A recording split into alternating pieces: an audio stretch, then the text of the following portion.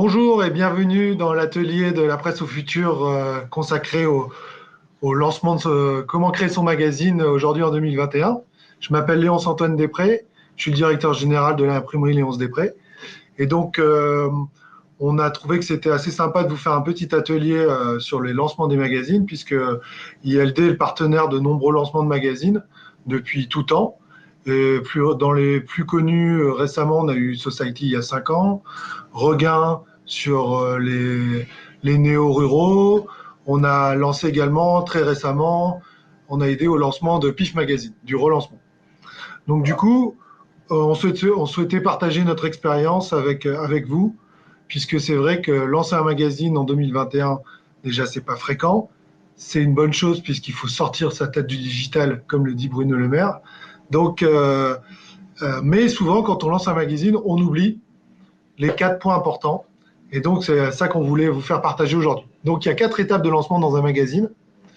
La première, c'est, bien souvent, on l'oublie, c'est la charte graphique. Alors, bien entendu, quand vous créez votre magazine, vous avez un sujet, vous avez des idées, vous avez des maquettes, des maquettistes, des DA, des SR. Mais ce qu'il faut bien penser, c'est que dans votre charte graphique, il faut vraiment avoir un contenu et un contenant qui soient cohérents. C'est le plus important. Parce qu'aujourd'hui, il faut savoir que à peu près dans les maisons de la presse ou les kiosques, on est à peu près à 3000 magazines. Donc, vous avez 3 secondes pour vous différencier d'une autre revue. Donc, le contenu doit être cohérent par rapport à votre couverture, à votre maquette. Le format aussi est très, très important. Donc ça c'est vraiment à discuter. Et avec vos DA, le format est très important pour pouvoir se distinguer. Il faut savoir que chaque magazine est différent, c'est votre seule manière, c'est de vous distinguer.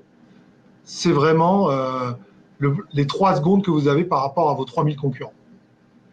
Ensuite, le deuxième point, quand vous avez l'idée de votre magazine, c'est de penser à un régleur. En fait, c'est méconnu. Souvent, on pense d'abord à la messagerie, à l'imprimeur. Mais en fait, avant de lancer un magazine, il faut savoir qu'aujourd'hui, le cœur des magazines, le cœur des ventes, c'est entre 3 et 10 000 exemplaires. C'est ce qui fait 80% des magazines en kiosque. Et il y a 23 000 points de vente en France. Donc, en général, quand vous voulez vendre 10 000 exemplaires, vous allez être dans 7 000 points de vente à peu près. Donc, vous ne pouvez pas le savoir, vous, dans quel kiosque il faut être distribué, donc vous ne pouvez pas savoir combien d'exemplaires vous voulez faire en tout. Et le régleur, lui, il va faire l'étude géomarketing de ça. Et ça, c'est très important parce qu'il va avoir des points de repère par rapport à des magazines concurrents ou des magazines auxquels vous voulez ressembler. Lui, le régleur, il a la connaissance de l'ADN du point de vente. Et ça, c'est vraiment le plus important. C'est indispensable pour choisir votre messagerie par la suite et ensuite votre tirage. Parce qu'il y a une chose qui est nouveau depuis quelques mois, quelques années, c'est que aujourd'hui, quand vous lancez un magazine, vous allez payer la logistique pour aller en kiosque ou dans les points de vente et la logistique de l'invendu. Bon, les invendus, c'était déjà bien connu, qu'il ne fallait pas dépasser les 75% d'invendus. Mais aujourd'hui, vous devez aussi payer l'acheminement de ces magazines. Donc, si vous partez sur 100 000 exemplaires parce que tout le monde vous pousse à acheter du papier, à imprimer plus, à diffuser plus, vous pouvez vous retrouver avec un surcoût énorme dès le premier numéro. Donc, il faut vraiment analyser le coût global de votre produit. Bien entendu, le troisième point auquel vous devez bien penser, ça vous y pensez, mais je tiens à attirer votre attention en tant qu'imprimeur, c'est qu'il faut faire très attention au premier prix. L'imprimeur le moins cher n'est pas forcément celui qui va vous faire économiser plus d'argent. Comme on dit souvent, on n'a pas les moyens d'acheter pas cher. Donc, l'important, c'est surtout le service et la qualité. Puisque, en réalité, aujourd'hui, les délais pour distribuer une revue entre la livraison de l'imprimeur et la mise en kiosque est en moyenne de 4 jours. Donc, il y a différents niveaux de service de la distribution. Et si votre imprimeur met 2 semaines pour imprimer, vous allez perdre toute la fraîcheur de votre information. Donc, c'est très important de demander les délais de réalisation de l'impression, de prendre de l'avance en discutant avec votre imprimeur sur les qualités de papier, parce que vous pouvez parfois avoir pour plus d'un mois pour vous acheminer le papier. Et lui, votre imprimeur, il va vraiment pouvoir adapter le papier en fonction de la cohérence de votre contenu et de votre contenant. Les délais également de la poste, il faut faire très attention. quand vous êtes en, en distribution postale, vous pouvez en avoir pour 4 ou 7 jours. Donc vraiment, il faut vous rattraper sur les délais de l'impression. Ça m'amène au quatrième point, qui est le routeur et la poste. Les deux sont liés. Comment vous expliquer? Il faut vraiment privilégier déjà un imprimeur routeur, bon, c'est comme l'imprimerie Léonce-Després par exemple, mais c'est très important parce que le délai entre la livraison de l'imprimeur et le routeur peuvent être de 24 à 48 heures, et ça, vous n'avez pas le luxe de vous le payer. En plus de quoi, vous avez des coûts de transport entre l'imprimeur, le routeur, et même le routeur et le dépôt de la poste. Donc il faut faire très attention à votre contrat poste. Et souvent, un éditeur, quand on lance son magazine, on ne s'attend pas à avoir des abonnés tout de suite, et on ne négocie pas le contrat avec la poste pour l'affranchissement. Or, en tant qu'éditeur presse, vous avez des aides de l'État pour avoir des frais d'affranchissement bien moindres. Donc il faut vraiment penser à ça. Privilégiez votre imprimeur routeur, vous allez gagner en délai, en transport et en bilan carbone. Ça, c'est le dernier point auquel vous pouvez penser si vous êtes sensible en tant qu'éditeur, c'est d'essayer de contribuer à sauver la planète et donc de penser à avoir des prestataires qui impriment sur des encres végétales ou des encres Blue Angel, qui mettent du film qui est recyclable. Tout ça, c'est très important. Voilà. Ces 4 points sont, je pense, peuvent être encore plus détaillés. Si vous avez besoin de plus d'informations, n'hésitez pas à nous contacter sur notre site ou en appelant tout simplement à l'accueil de l'imprimerie Léonce-Després.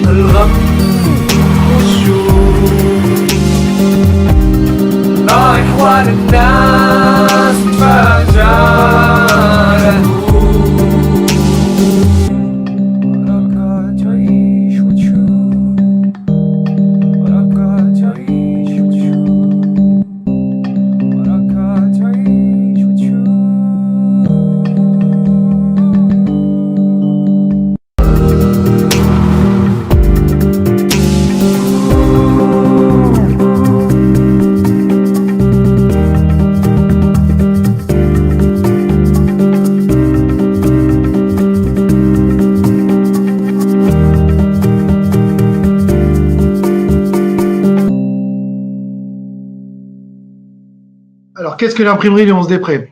Bon, comme nombreux doivent le savoir, nous sommes une imprimerie créée en 1922 maintenant. On va bientôt avoir 100 ans.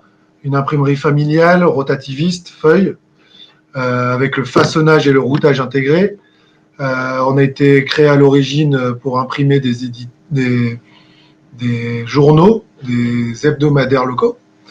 Au fil en aiguille, dans les années 80, on a investi pour s'adapter à la presse magazine, puisque dans les années 80-90, le moyen de s'informer, c'était surtout les magazines, en plus des journaux, il n'y avait pas Internet. Donc c'était une grosse croissance pour l'imprimerie. On a investi beaucoup dans des rotatives avec sécheurs pour pouvoir vraiment répondre à une demande énorme d'éditeurs indépendants, puisqu'on a gardé cet ADN d'imprimeurs pour les éditeurs indépendants, que ce soit en presse kiosque ou en presse professionnelle, puisqu'on fait le routage. On a acquis beaucoup de compétences pour répondre aux besoins des éditeurs, puisqu'on arrive à imprimer en un délai de 3-4 jours avec une bonne qualité et une flexibilité, puisqu'on sait aussi qu'il faut savoir décaler les plannings à la demande de l'éditeur en fonction de la pub ou en fonction des bouclages. Ça, c'est vraiment notre credo.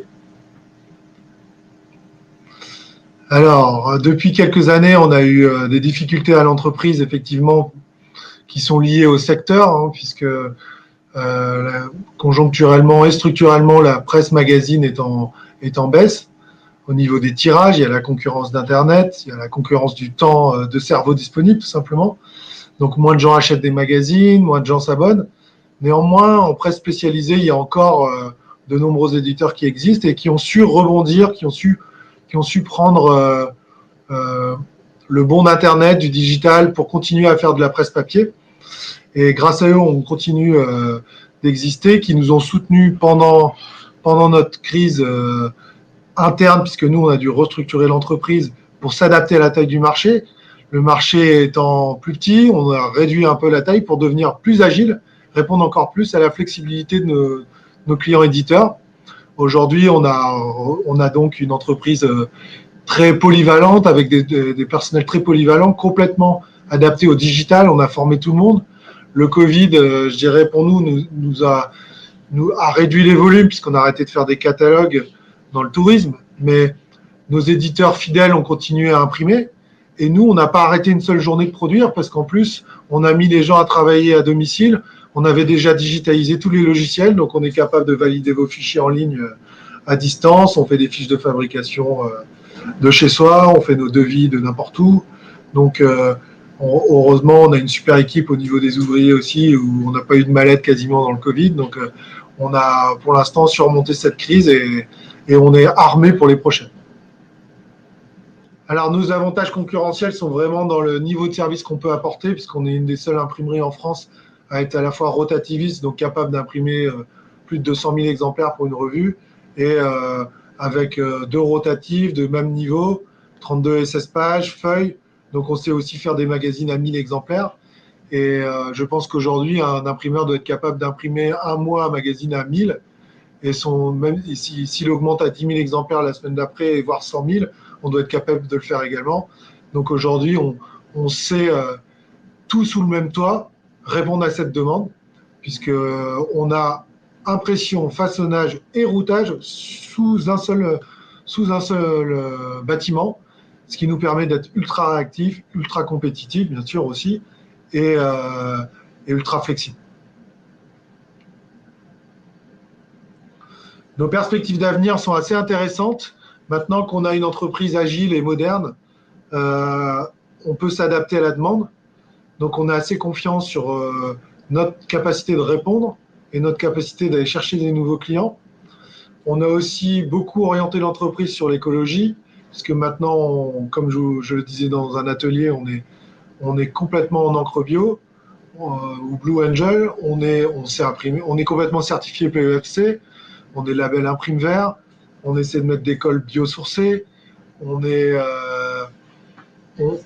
dans une économie complètement, dans une logique industrielle complètement circulaire. Et je pense que les donneurs d'ordre en ont besoin pour l'avenir, pour prouver que la presse papier est finalement une industrie qui est plutôt vertueuse. On s'est associé également avec un groupe d'imprimeurs, Sprint, qui nous permet d'avoir des solutions d'ennoblissement, donc de faire de la dorure avec les couvertures. On peut apporter beaucoup de valeur ajoutée maintenant pour des plus petites quantités d'exemplaires pour des clients. On est capable également d'aller faire de l'impression digitale. Donc, on va pouvoir apporter des services complémentaires à nos clients existants et en plus aller chercher des clients que nous n'avons pas que le groupe A, en apportant notre savoir-faire ancestral maintenant d'impression rapide, bien et au prix du marché. Donc on est assez confiant sur l'avenir.